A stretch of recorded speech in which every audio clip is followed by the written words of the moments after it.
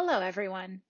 My name is Clare Acosta, and today I am going to walk you through Alexander Wendt's article from 1992, Anarchy is What States Make of It, The Social Construction of Power Politics.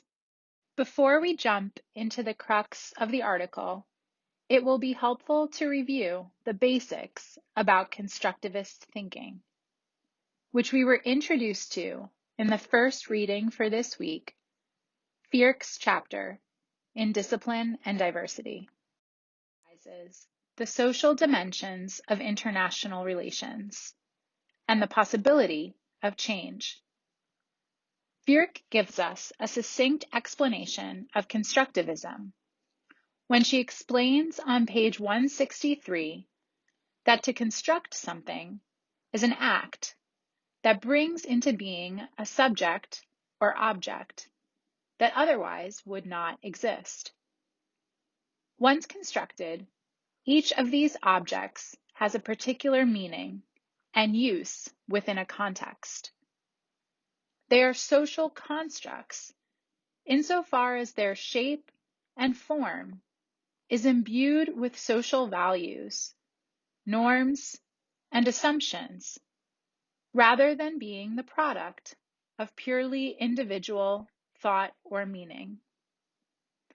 Social phenomena, such as states or alliances or international institutions, that is, the collective subjects of international relations, may build on the basic material of human nature, but they take specific historical, cultural, and political forms that are a product of human interaction in a social world.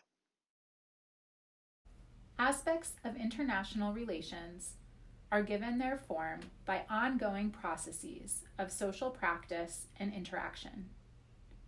These interactions, rooted in relationship that evolve over time, are part of a web of norms and shared understandings. Constructivists focus on the role of these norms, as well as the relationship between agency and structure. This brings us to the main argument of Wendt's article.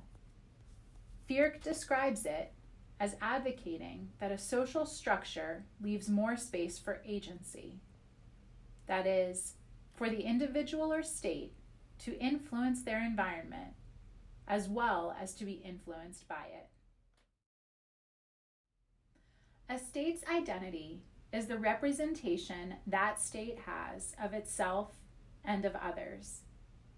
It is not necessarily stagnant and unchanging, but rather the result of representations developed by both the state itself and by other states at a given moment. It is malleable, based on the set of ideas, beliefs, values, and norms shared by the states, both about themselves and their relationships. Rooted in the state's identity in the international system are the state's interests. National interests are the product of interactions between states and are intrinsically linked to international politics. They are shaped by the current international norms and values that structure global politics. State identities are not necessarily defined by the state itself, but emerge from the interactions with other states. The role of a state internationally depends on these other states' expectations and whether the state meets, exceeds, or falls short of them. According to constructivists, the values and standards shared by international society and the rules that constitute international law can change the behavior of states. States have a choice in determining their relationships with others. Wendt tells us that all theories of international relations are based on social theories of the relationship between agency, process, and social structure. Social theories structure the questions we ask about world politics and inform our approaches to answering those questions. These theories, and thereby our inquiries, will change, ebb and flow, as a result of relationship and systemic interaction, which continuously develop one's identity and interest. This is Wendt's argument that we cannot determine this structure of identity and interest independent of international relationships. That is where the famous title comes from, that anarchy is what states make of it. This sets the stage, Wendt says, for a debate about whether communitarian or individualist assumptions are a better foundation for systemic theory. State identities and interests can be collectively transformed within an anarchic context by multiple factors, including individual, domestic, systemic, and transnational factors, and because of that, are an important dependent variable.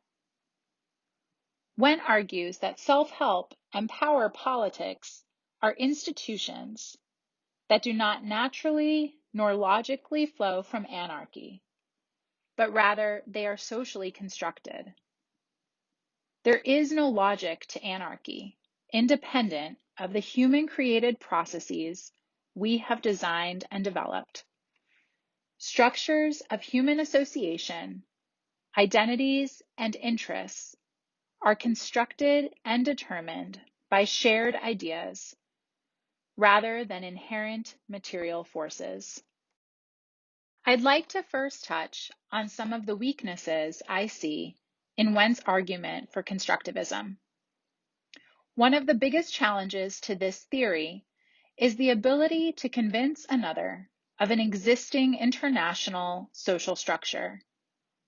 Depending on one's background, experience, exposure, and openness to new ways of viewing the world, it's possible that some will argue a state's existence is completely independent of and remains unchanged by any other state. This may be more likely to occur in states who possess great power, seeing themselves as not necessarily needing another state entity. This, however, would be naive, for even those nations considered hegemons have gained that title through interactions and relations with other states.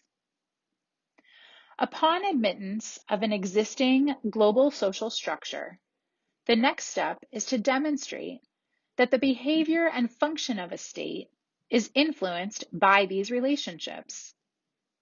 Not only do the interactions, shared experiences, values, and norms with other states influence all actors on the international level, but there can be influence even within a state itself.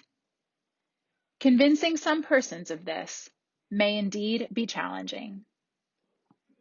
It seems to me that one of the biggest weaknesses or challenges to this theory would be that of trust.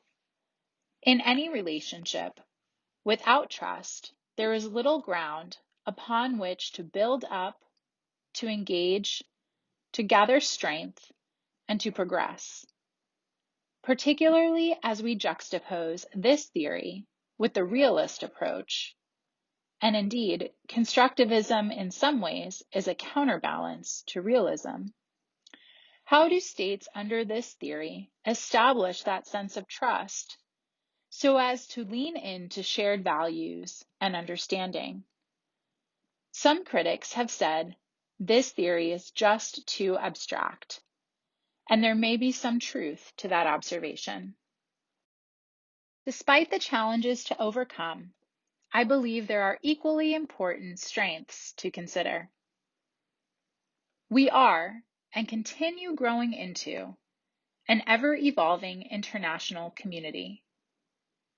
The impacts of globalization in technology, trade, political engagement, humanitarian aid, etc., seem to multiply constantly.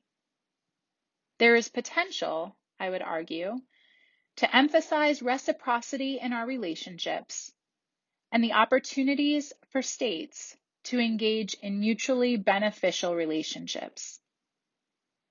Would a theory like constructivism not help us move the needle on alliances, on caring for the needs of those who are most vulnerable in our global community, of assisting each other and working together toward better and stronger quality of life across the board for all people? Some have also commented that this approach broadens and deepens the potential for various actors in the international arena, each with distinct and valuable contributions. In constructivist thinking, might we find space where academics and practitioners could not only coexist, but could both contribute to an enhanced understanding and employment of international relations? If we consider who actors are and what actors do through the lens of social construction, as Wendt encourages us, focusing on states, but expanding more broadly to include non-state organizations, social movements, and individuals, we may come to understand identity and interests more profoundly. Yes, it would perhaps be more complex and would constantly be shifting. That is the nature of humankind. But we might find more positive growth within the field of international relations than we ever imagined possible. I hope you have found this week's study on the theory of constructivism, and particularly Wendt's article, as interesting as I did. Please feel free to reach out with any questions. Thank you.